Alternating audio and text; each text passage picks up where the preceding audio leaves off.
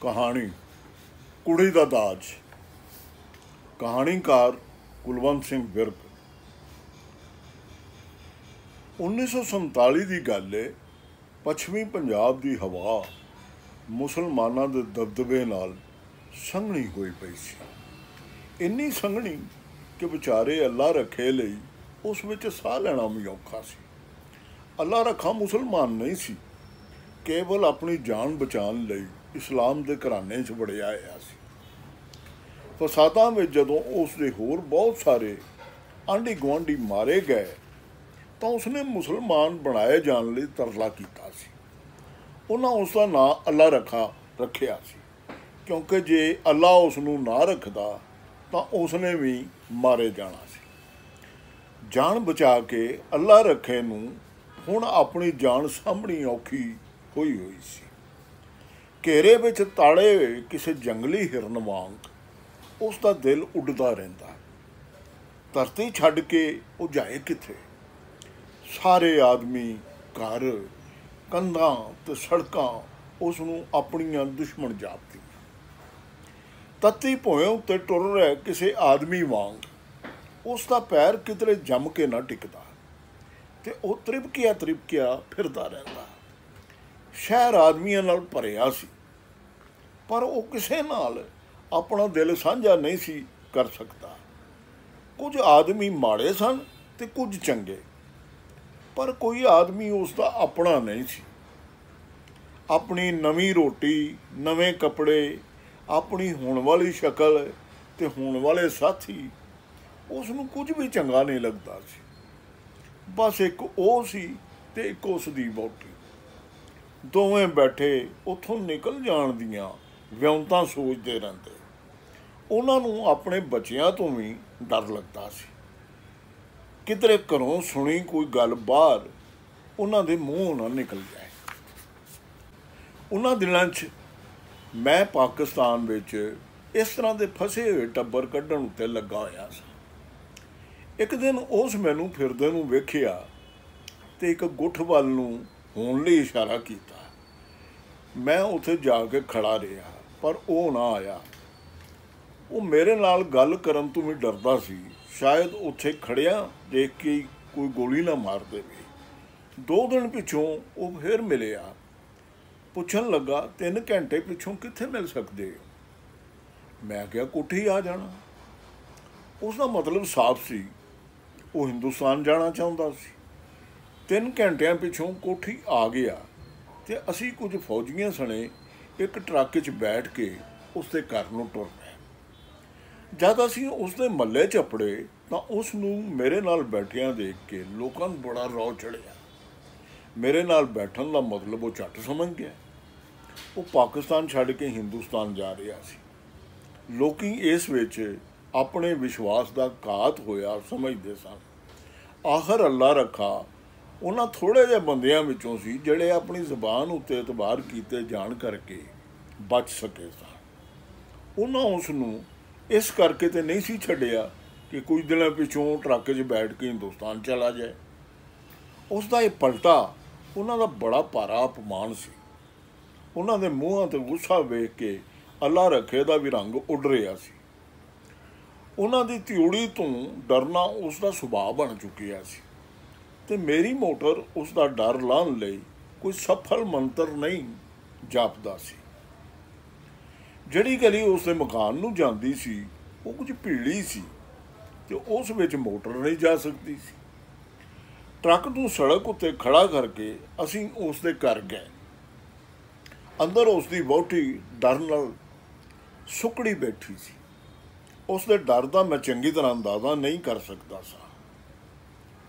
जिन्नी सस्ती मनुख की जान उसदियां अखां अगे होई रही सी, उन्नी मेरियां अखां अगे नहीं हुई सी। गली बाजारां च जो मुर्दे उसने कुछ महीने पहलां वेखे होणगे, उसके ख्याल विच वो किसे वेले उन्हां दे नाल रलाई जा सकती सी। मैनू कोल फिरदियां देख के उसनूं कुछ हौसला होया। उन्हां दा समान बन्निया पिया सी ते वो तुरन वास्ते तैयार सन। केवल एक छोटी लड़की की उड़ीक सी जिहड़ी स्कूल गई सी। झटक पिछों वो भी आ गई। मम्मी सलामुअलैकुम, उसने आके स्कूलों मिली हुई सिक्ख्या मुताबक किया। ना पुत हुण सत श्री अकाल आख, असीं हुण हिंदुस्तान चले हैं। अल्लाह रखे दी वहुटी ने उसनूं सुख सुनेहा दे के कुछड़ चुक लिया ते फिर सिद्धा सामने वेख के जिवें उसने भविख विच नीज लाई हुई होवे किहा, हुण तेरा उत्थे ही विआह करांगे। सारे महल्ले विच ते नाल दे महल्लिਆਂ 'ਚ खबर खिलर गई ते लोकी अल्लाह रखे नूं टुरदा वेखण लई इकट्ठे होण लग पए। कुछ लोग गली दी कंध दे नाल लग के खड़े हो गए ते कुछ कंध उत्ते चढ़ के बैठ गए। कुछ होर कंध दे पिछों दी झातियां मार रहे सन ते कई अपने कोठियां ते चुबारियां विचों वेख रहे सन। गली विच खड़ियां विचों दो चार कोल रफलां सन ते उन्हां दे गलां 'ਚ पईयां होईयां गोलियां दीयां लड़ियां लिशक रहीआं सन। जे इहो जिहा वेले रफलां दा बहावा नहीं करना सी तां उन्हां दा फायदा की। सारा आल दुआला काफ़ी शरारत भरिया ते भयदायक बनिया होया सी। हुण समान नूं ट्रक विच रखण दा काम सी।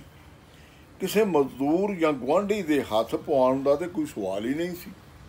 मेरे समान चुक्किया मेरी अफसरी 'ਚ फर्क आउंदा सी ते जे फौजी समान चुकण लग जांदे तां साडे सारिਆਂ दी जान नूं खतरा सी। इस करके इस काम लई अल्लाह रखा इकल्ला ही सी। रजाइयां तुलाइयां उन्हां पंडां विच बन्नियां होईयां सन ते भांडे बोरियां विच पाए होए सन। एक दो ट्रंक कपड़ियां दे सन। ਜਿਉਂ-ਜਿਉਂ अल्लाह रखा समान दे नग चुक के लिया जा रहा सी, दुआले खलोते दर्शकों का क्रोध वधदा जा रहा सी। कदी वो आपो विच लड़न लग जाते, तुहानूं आखिया सी ना इहदा भी मक्कू ठप दिओ, हुण सुनाओ। एक आदमी होरनां नूं कह रहा सी, ओए हुण ठप देने आ मक्कू, हुण की हो गया? उन्हां होरनां विचों एक ने जवाब दिता। इहो जिहियां गल्लां सुण के मैनूं भी डर लग रहा सी। वो थां इन्नी भीड़ी ते लुकण वाली सी कि बिना मारन वाले दा पता लगे किसी पासों भी गोली आ सकती सी। पर असीं उत्थों पूछल दबा के नहीं दौड़ सकते सां, क्योंकि साडे दौड़ियां उन्हां दे हौसले वधदे सन ते उन्हां दा जब्त टुटण दा खतरा सी। शुक्र करके समान मुकिया। अखीरले फेरे उस दी वहुटी नूं भी मैं नाल लै आया। मेरी समझ विच हुण उन्हां दे बेकाबू होण तो पहलां साडे कोल केवल इन्ना वक्त ही सी कि असीं ट्रक विच बैठ के निकल जाइए। ट्रक विच बैठण तो पहलां अल्लाह रखे दी वहुटी ने समान ते ध्यान मारिया।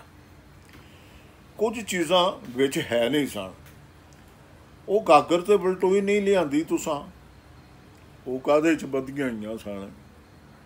बधियां ते नहीं सन, वो तो उस तरह ही रखियां सन थम मोले। वो नहीं आ सकदियां हुण। जिथे मकान ते होर इन्ना कुछ रह गया उत्थे वो भी रह गई। बह जा चलीए। अल्लाह रखे ने ठीक किया सी। वो लियाउणियां हुण बड़े खतरे वाला काम सी। सानूं टुरन लगियां वेख के लोकां दा गुस्सा सिखर ते आ गया सी। वो एक दूजे तो वध के कौड़ियां गल्लां मूँह कढ रहे सन ते जदों होर कौड़ी गल ना सुझे तां लोग धक्के मुक्की या गोली सिक्के उत्ते भी आ सकते सन। हो सकता सी कि सानूं निकलदियां वेख के कुछ लोग वाधू चीज़ां चुकण लई उन्हां दे अंदर वड़ गए होण ते साडे एकदम वापस जाण नाल डर जाण। डरिया होया बंदा की नहीं कर दिंदा। पर अल्लाह रखे दी वहुटी उत्ते ये दलीलां कुछ असर नहीं कर रहीआं सन। उस दी नीज किसी होर पासे लगी हुई सी। वो गागर ते बलटोई तो जरूर चाहिदी है। उसने अपनी कुड़ी वाल ते फिर ट्रक विच पए होए थोड़े जिहे समान वाल वेख के किया। वो कल ही वापस घर नूं टुर पई। मैं भी पिछे गया, क्योंकि मेरे नाल होण करके दिवाले दा लावा उबलन दा खतरा घटदा सी। अंदर वड़ के उसने गागर कच्छे मारी ते बलटोई हत्थ च लमका ली। इन्हां नूं भारे ने तां की है? मैं अपनी कुड़ी नूं दाज च की देंगी? वापस आउंदियां उसके पैर धरती उत्ते पक्के सन ते टोर टिकी हुई सी ਉਸ ਦੀ ਦ੍ਰਿੜਤਾ ਦਾ ਪ੍ਰਭਾਵ ਸਾਰਿਆਂ 'ਤੇ ਪੈ ਰਿਹਾ ਸੀ। ਟਰੱਕ ਵਿੱਚ ਆ ਕੇ ਉਸ ਨੇ ਕੁੜੀ ਨੂੰ ਕੁੱਛੜ ਚੁੱਕ ਲਿਆ ਅਤੇ ਇੱਕ ਟਰੰਕ ਉੱਤੇ ਬੈਠ ਕੇ ਉਸ ਨੇ ਇੱਕ ਲੱਤ ਗਾਗਰ 'ਤੇ ਇੱਕ ਬਲਟੋਈ ਉੱਤੇ ਖਿਲਾਰ ਦਿੱਤੀ।